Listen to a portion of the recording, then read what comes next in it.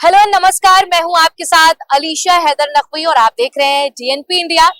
फिलहाल दिल्ली में काफी ज्यादा सर्दी है, लेकिन दिल्ली का जो सियासी पारा है वो काफी ज्यादा हाई है। 5 तारीख को तमाम रेस होगी, सियासी रेस होगी, और 8 तारीख को दिल्ली की किस्मत का फैसला होगा। और दिल्ली की सियासत में इस वक्त क्या हो रहा है, नेताओं की जुबानी जंग क्या है और लोग अपने समीकरण को कैसे साध रहे हैं, इसको बेहतर अंदाज से समझाने के लिए हमारे सहयोगी राहुल चौधरी हमारे साथ मौजूद हैं, जो लगातार हर दिन दिल्ली की गलियों का जायजा ले रहे हैं। तो सबसे पहले राहुल ये बताइए कि दिल्ली के दिल में इस बार क्या है? दिल्ली के दिल में इस बार क्या है, यही जानने के लिए हम डेली लोगों के पास में जा रहे हैं और उनके मन को टटोलने की कोशिश कर रहे हैं कि भाई है क्या। तो मन वो हमें भी अभी तक समझ में नहीं आ रहा है कि दिल्ली वाले सोच क्या रहे हैं। तो जब आपने टटोलने की कोशिश की, जब आपने नब्ज पकड़ने की कोशिश की, तो क्या लग रहा है आपको कि दिल्ली का रुख किस तरफ जा रहा है इस बार? किधर की फिजा है? कुछ भी कहना जल्दबाजी होगी। वर्तमान की जो परिस्थितियां हैं उन्हें देख करके ये कहा जा सकता है कि अभी आम आदमी पार्टी वो दिख रही है, वो ग्राउंड पर दिख रही है, उनके कार्यकर्ता दिख रहे हैं, उनके जो उम्मीदवार हैं वो दिख रहे हैं। वो इसलिए क्योंकि सबसे पहले आम आदमी पार्टी ने ही 70 की 70 विधानसभा सीटों पर अपने उम्मीदवारों की घोषणा कर दी। अभी तक बीजेपी केवल 29 उम्मीदवारों की घोषणा कर पाई है और 48 उम्मीदवार कांग्रेस ने दिए हैं, जिससे ये पता चलता है कि आम आदमी पार्टी अपनी तैयारी में काफी आगे है। अब ये निर्भर करेगा कांग्रेस के ऊपर कि कांग्रेस किस तरीके से बैटिंग करती है। वो अगर अच्छी बैटिंग करेगी तो उसका फायदा बीजेपी को होगा, और अगर वो खराब बैटिंग करती है तो उसका फायदा आम आदमी पार्टी को होगा, जैसे कि पहले चुनावों में हमें देखने को मिला। भाई 2013 से पहले कांग्रेस की सरकार थी, बीजेपी लगभग 26 सालों से सत्ता से बाहर है। अब कांग्रेस के वोट बैंक में सेंधमारी करते हुए आम आदमी पार्टी ने सरकार बनाई। 2013 का जो इलेक्शन था, अब देखिए त्रिशंकु विधानसभा हुई, कांग्रेस के समर्थन से सरकार बनी आम आदमी पार्टी की। उसके बाद में वो सरकार गिर गई। फिर दोबारा जब इलेक्शन हुआ तो एकदम पूर्ण बहुमत से, किसी ने सोचा भी नहीं होगा जिस तरीके से आम आदमी पार्टी ने इतना रिकॉर्ड तोड़ प्रदर्शन किया और उन्होंने सरकार बनाई। 2020 में फिर ऐसा ही हुआ। तो कांग्रेस का वोट बैंक कहां था? जो कांग्रेस का वोट बैंक था वो आम आदमी पार्टी के पास था। बीजेपी का वोट बैंक जो है वो उनका है। अगर मतलब अगर सियासी लिहाज से देखें तो अगर आंकड़ों के हिसाब से देखें या नंबर देना होगा तो आम आदमी पार्टी को पहले स्थान पर रखेंगे। नहीं, फिलहाल तो जो दिख रहा है वो ये है। लेकिन मैं ये नहीं कह रहा कि आम आदमी पार्टी चुनाव जीत जाएगी, क्योंकि अभी कुछ भी कहना जल्दबाजी होगी। देखिए केवल 29 सीटों पर ही, जैसे मैंने कहा कि 29 सीटों पर ही उम्मीदवारों की घोषणा हुई है बीजेपी की, और उनकी घोषणा होने के बाद देखिए किस तरीके से जो दिग्गज बीजेपी के हैं उन्हें उतारा गया है चुनावी मैदान में। उधर आम आदमी पार्टी ये आरोप लगा रही है कि ये कमरे के भीतर बैठ करके अलायंस हुआ है बीजेपी का और कांग्रेस का। तो उन्हें खुलेआम कई बार कह चुके हैं जो प्रेस कॉन्फ्रेंस करके अरविंद केजरीवाल जी, कि देखिए इन्हें खुल करके सामने आना चाहिए। ये तो ऐसा लगता है कि जो कांग्रेस की लिस्ट है वो बीजेपी के दफ्तर में बैठ के बनी है। तो मैं वही कह रहा हूं कि कांग्रेस जितना अच्छा खेलेगी उतना फायदा बीजेपी को होगा, और जितना वो कमजोर दिखाई देगी उतना फायदा आम आदमी पार्टी को। देखिए, जैसे आपने अरविंद केजरीवाल का जिक्र किया, अगर पिछले साल से ही देखें, लगभग साल भर से ही अरविंद केजरीवाल जो है वो टॉकिंग ऑफ द टाउन बने हुए हैं। हर जगह उनकी चर्चा हो रही है। वो जेल गए, फिर वापस आए, उन्होंने इस्तीफा दिया, उसके बाद उन्होंने चुनावी भाषण दिया जिसमें उन्होंने कह सकते हैं कि सबको ललकारा, मगर जब उन्होंने इस्तीफा दिया तो एक सवाल खड़ा हो गया और उन्होंने पूरी बागडोर आतिशी को दे दी। तो क्या आपको लगता है कि दिल्ली की जनता जो है, जेल जाने से अरविंद केजरीवाल का उनको फायदा होगा या फिर एक सॉफ्ट कॉर्नर जागेगा? क्योंकि उनका मुख्यमंत्री था, उन पर बड़े बड़े आरोप लगाए गए और आरोप सिद्ध नहीं हुए और उनको जेल में एक लंबे वक्त तक रहना पड़ा। तो क्या लगता है कि दिल्ली की जो जनता है वो इसके प्रति अपना थोड़ा सा सॉफ्ट कॉर्नर दिखाएगी या फिर उन आरोपों के लिहाज से जाएगी? देखिए, दिल्ली की जनता को ये कहा जाता है कि वो बहुत समझदारी से खेलती है। वो इसलिए कि जब लोकसभा की बारी आती है तो वोट देते हैं बीजेपी को, वो चुनते हैं प्रधानमंत्री नरेंद्र मोदी को। लेकिन 2014 के बाद में 2 इलेक्शन हो चुके हैं विधानसभा के, उन्होंने चुना अरविंद केजरीवाल को, और ये काफी संभावनाएं थी कि इस 2024 के लोकसभा चुनाव में वो एक तरीके से सहानुभूति मिलेगी अरविंद केजरीवाल को, और वो कम से कम 1, 2, 3 सीट तो लेकर के आएंगे, क्योंकि तभी वो जमानत पर बाहर थे। जी बिल्कुल। लेकिन ऐसा बिल्कुल भी नहीं हुआ। जो लोग हैं, जो जनता है, जो वोटर्स हैं, वो दोनों तरीके से सोचते हैं। कोई भी चुनाव लड़ा जाता है वो नैरेटिव के साथ में। आप देखिए, जिस दिन प्रधानमंत्री नरेंद्र मोदी की रैली हुई थी, उस रैली के बाद में तुरंत एकदम प्रेस कॉन्फ्रेंस की अरविंद केजरीवाल ने और कहा कि प्रधानमंत्री जी ने बताया कि आप आपदा है, लेकिन आपदा तो बीजेपी के भीतर है। और वो ऐसा इसलिए क्योंकि ना तो उनके पास में मुख्यमंत्री का चेहरा है, ना उनके पास में नैरेटिव है, ना उनके पास में कोई मुद्दा है। आम आदमी पार्टी के पास में पिछले 10-11 सालों से वो सरकार में है, और उनके पास में एक चेहरा है अरविंद केजरीवाल का। उनके पास में बताने के लिए काम है कि भाई हमने क्या क्या काम किए हैं। अब सवाल ये है कि जो जनता है वो किस तरीके से सोचती है। भाई अरविंद केजरीवाल जी जेल में गए, जेल से बाहर भी आ गए। अब कुछ लोग ये बोलते हैं कि देखिए, अगर कुछ बात उछली है तो कुछ ना कुछ तो होगा।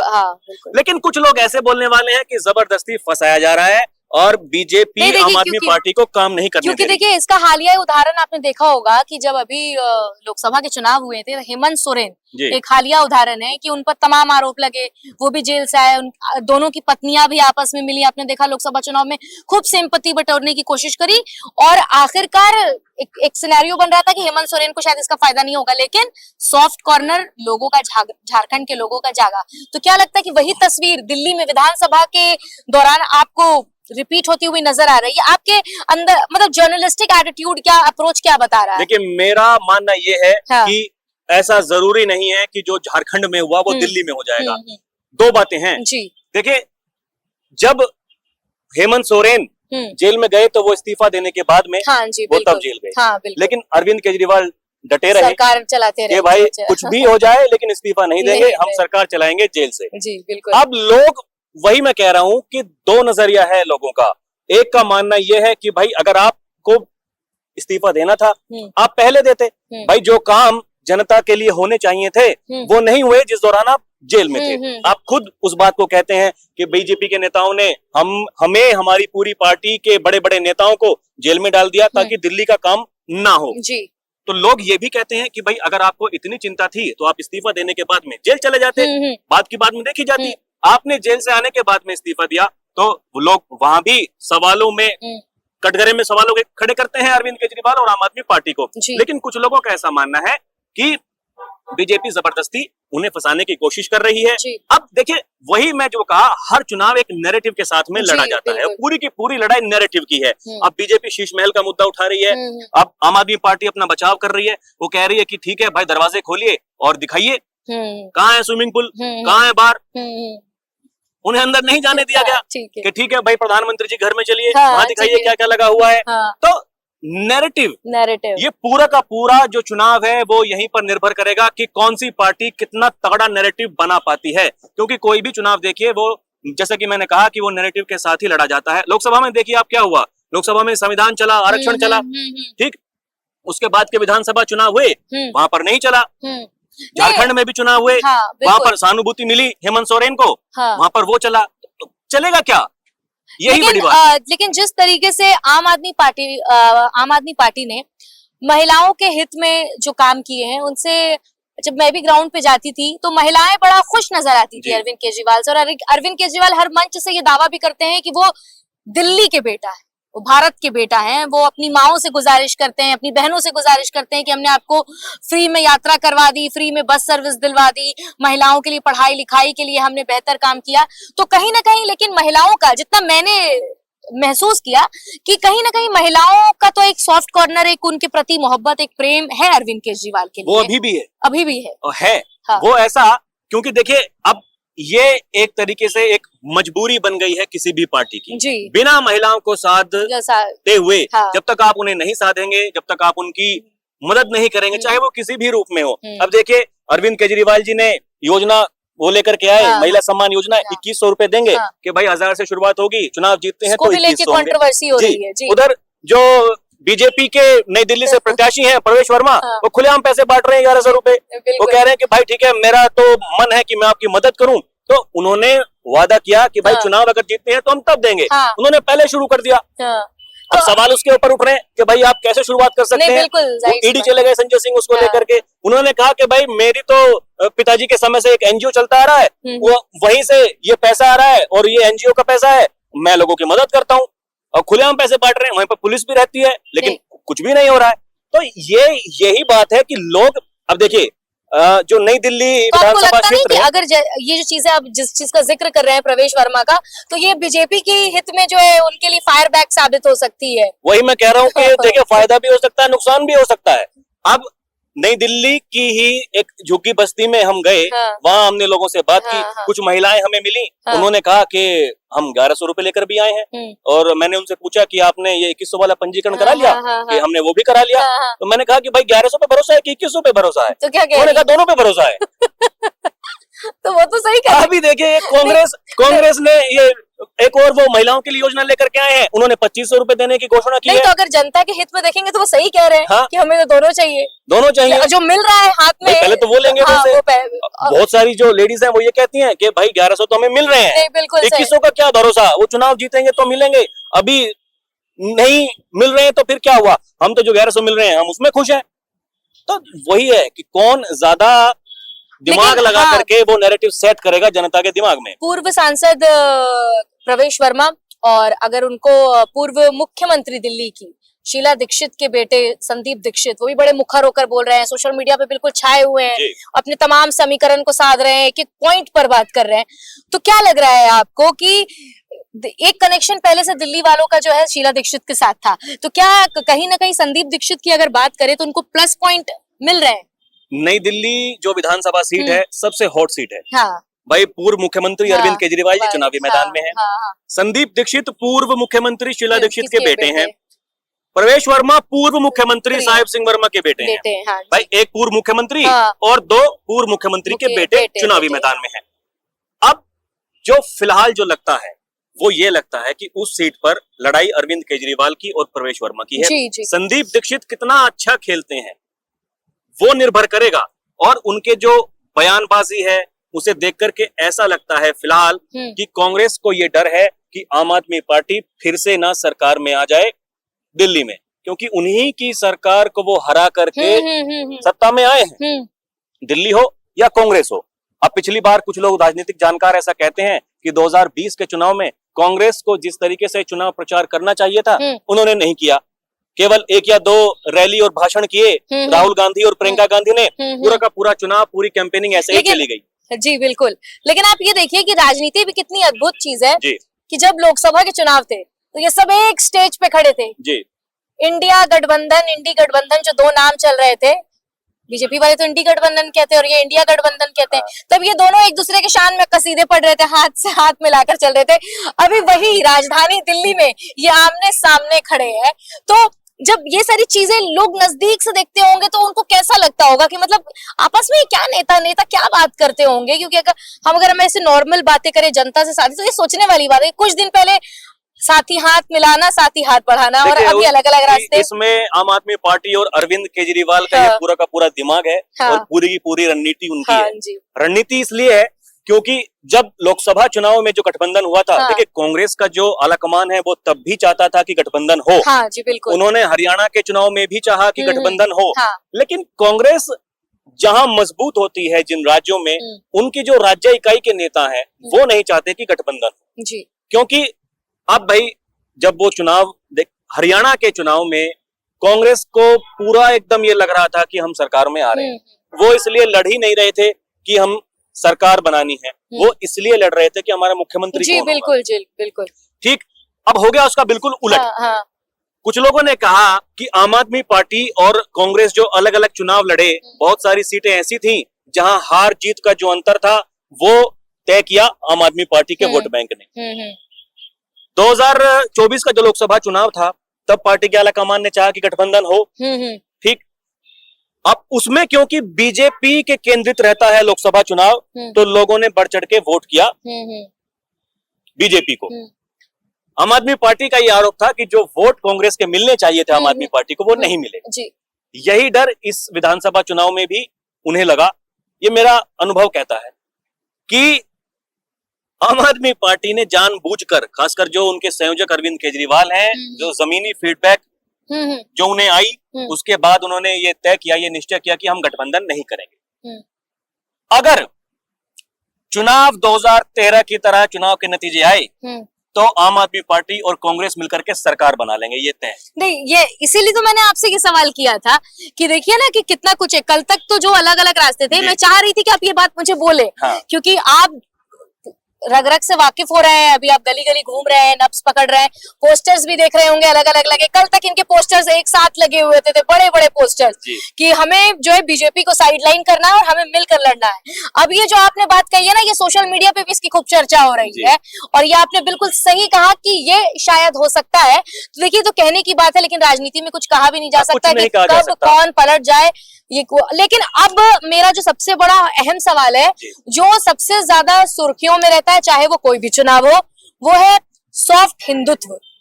ये बीजेपी का ये स्ट्रॉन्ग पॉइंट है। बीजेपी हर मंच से हिंदुत्व की बात करती है, हिंदुओं के हित की बात करती है, चाहे वो फिर लोकसभा के चुनाव में मंगलसूत्र की बात हो, या फिर मुसलमानों की आप बात कर लीजिए, पासमानदा मुसलमानों की बात कर ले। और दिल्ली में एक अच्छा खासा वर्ग पासमानदा मुसलमानों का भी रहता है, और मुसलमानों का वोट किसी भी राज्य में सरकार बनाने के लिए काफी अहम रखता है। कहा जाता है कि अगर मियां भाई ने किसी का साथ दे दिया तो वो उसकी जो गाड़ी है, वो उसका एक पहिया तो मजबूत हो ही जाता है। तो इस बार के मियां भाई जो है दिल्ली के, जमात जो है वो किसके साथ है इस बार? फिलहाल तो आम आदमी पार्टी के साथ है। आपको पूरा एक तरफा नहीं है, हाँ। लेकिन 80% मैं कह सकता हूँ कि कौन से इलाके में गए अभी तक? मैं मुस्लिम बाहुल्य जो इलाके हैं, हाँ। बहुतों में उनमें जा चुका हूँ। तो क्या जैसे ओखला हो गया, हाँ जी, और शाहीन बाग, इधर ये जंगपुरा विधानसभा में लगता है, दरियागंज, मैं वहां गया। तो देखिए, अगर आप 10 लोगों से बात कर रहे हैं, 10 में से 8 ये कह रहे हैं आम आदमी पार्टी, तो जो रेशियो है वो 20 और 80 का सीधा सीधा हो जाता है। फिलहाल तो बीजेपी की जो शिकायत रहती है, फिलहाल वो आम आदमी पार्टी मुस्लिम कम्युनिटी जो है वो आप देखें कि वो बीजेपी की रहती है, उन पर भरोसा नहीं करती, आंख बंद करके भरोसा नहीं करती।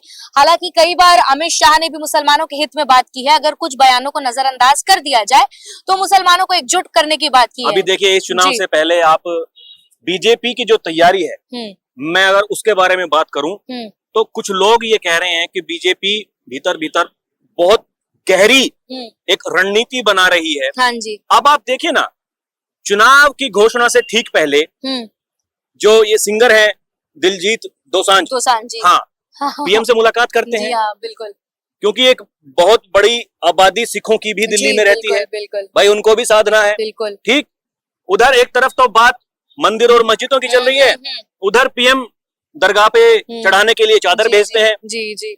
तो ये आपने जो ये दिलजीत वाली बात की, नहीं आपने बिल्कुल सही पकड़ा, क्योंकि कंगना रनौत का भी एक वीडियो वायरल हो रहा था। कंगना रनौत कहने की मैं तो प्रधानमंत्री नरेंद्र मोदी से कब से मीटिंग मांग रही हूँ, हाँ। लेकिन प्रधानमंत्री नरेंद्र मोदी तो मुझे मीटिंग दे ही नहीं रहे हैं, मुझे मोदी जी से शिकायत है। वहीं दूसरी तरफ कंगना रनौत वर्सेस दिलजीत दोसांझ जो है, सोशल मीडिया पर उनके क्लैशेस चलते थे ये आपके किसान आंदोलन के वक्त में, और बहुत ही ज्यादा उनको तो कंगना ने जो है दिलजीत दोसांझ को ये तक कह दिया था कि तुम तो करण जौहर के तलवे चाटते हो।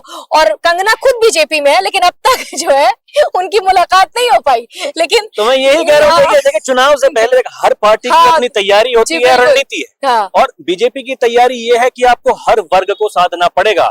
हिंदुत्व चल जाता है और राज्यों में, भाई हरियाणा में चला, महाराष्ट्र में डंके की चोट पर चला, बिल्कुल बिल्कुल, दिल्ली में लेकिन वो नहीं चलता है। दिल्ली के अपने अलग मुद्दे हैं, बिजली पानी, एजुकेशन। लेकिन दिल्ली के लोग जो है वो, अगर आप देखेंगे, दिल्ली चाहे विश्वविद्यालय, दिल्ली विश्वविद्यालय है, लोग अपना काम करते हैं, एक स्मार्ट सिटी है, दिल वालों की कहा जाता है। तो जब आप यहाँ के यूथ से भी मिलेंगे, कभी कनॉट प्लेस आप जाते होंगे, तो आप देखते होंगे कि उनके अंदर ज्यादा हिंदू, मुस्लिम, सिख, ईसाई इस चीज की फीलिंग नहीं रहती है। वो डेवलपमेंट की बात करते हैं, एजुकेशन की बात करते हैं। चाहे यहाँ का आप ऑटो वाले भी देख लीजिए, दिल्ली वाले जो है दिल खोलकर मोहब्बत करना जानते हैं। तो नफरत, मुझे नहीं लगता कि अगर कोई नफरती बात करेगा तो दिल्ली वाले उसकी तरफ मतलब उनका रुझान पैदा होगा।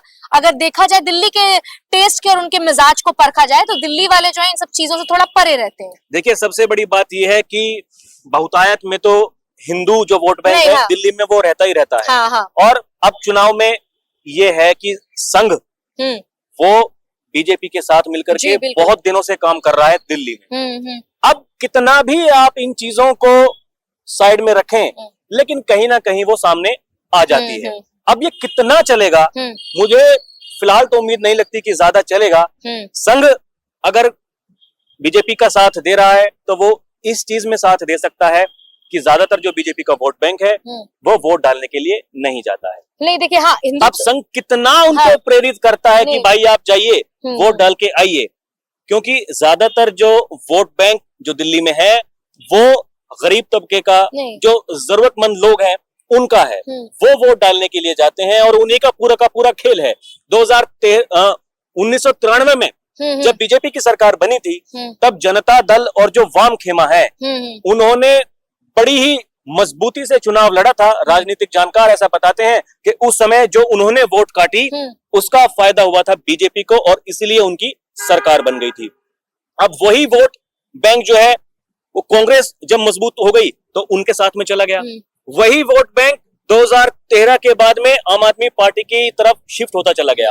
अब उसमें भी लड़ाई है। उसमें लड़ाई ये है कि बीजेपी की ये चाहत है कि हम ज्यादा से ज्यादा उन लोगों को अपनी तरफ में कर सकें। अब वो कितना कर पाएंगे? देखिए, हाँ, आपने संघ की बात की, अगर हिंदू वोट बैंक की बात करें तो आप राजनीतिक विशेषज्ञों का ये भी कहना है कि अरविंद केजरीवाल बहुत वाइस मैन है, बहुत बुद्धिमान आदमी है।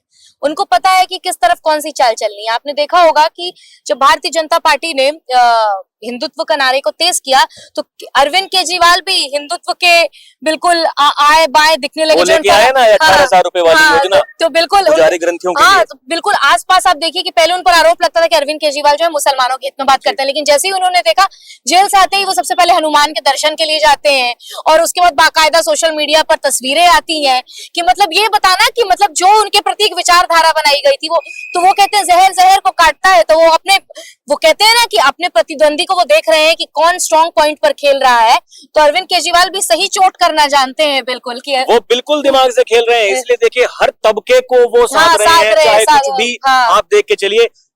जिस तरीके से उन्होंने ताबड़तोड़ जो ये घोषणाएं की हैं, जो योजना वो लेकर के आए हैं, अब देखिए ना, महिलाओं के लिए, बुजुर्गों के लिए, ऑटो वालों के लिए, जो दलित समाज के बच्चे हैं उनके लिए अम्बेडकर योजना लेकर के आए और फ्री में उन्होंने कहा था कि बिजली पानी तो पहले से जा रहा है, लेकिन सबसे बड़ी जो समस्या है कि जो पानी है उसकी जो गुणवत्ता है वो ठीक नहीं है।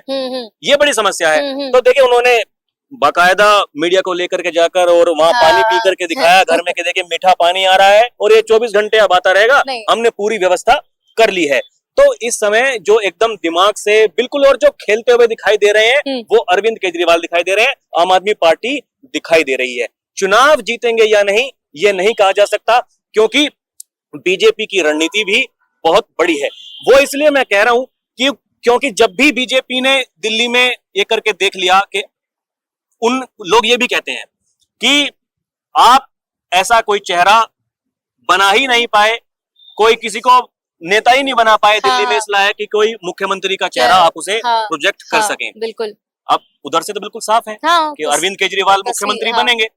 बीजेपी की तरफ से बीजेपी ने अपना पोस्टर जारी कर दिया कि दिल्ली के दिल में मोदी है और मोदी के चेहरे पर लड़ रहे हैं। नहीं बिल्कुल, लेकिन प्रवेश वर्मा भी जो है पूरी पुरजोर कोशिश कर रहे हैं और दूसरी तरफ दीक्षित साहब भी जो है वो भी पुरजोर कोशिश कर रहे हैं। तमाम जो पार्टियां हैं वो अपनी जोर आजमाइश में लगी हुई हैं और 5 तारीख को चुनाव है, 8 तारीख को नतीजे आ जाएंगे और राहुल जी जो है अभी थोड़ी देर में फिर दिल्ली की नब्ज पकड़ने और नब्ज टटोलने निकल पड़ेंगे। फिलहाल आज के इस वीडियो में जो है बस इतना ही, यही था दिल्ली के अभी तक का विश्लेषण। बाकी राहुल जी जाते हैं और ग्राउंड से क्या कुछ लेकर आते हैं, क्या नए सिनेरियो के साथ वो हमें मिलते हैं, इस पर हम कल बात करेंगे। स्टूडियो से मैं आपके साथ लगातार बनी रहूंगी और ऐसी तमाम अहम खबरों से जुड़े रहने के लिए और आसान भाषा में तमाम चीजों को समझने के लिए जुड़े रहिए हमारे साथ। बहुत बहुत शुक्रिया।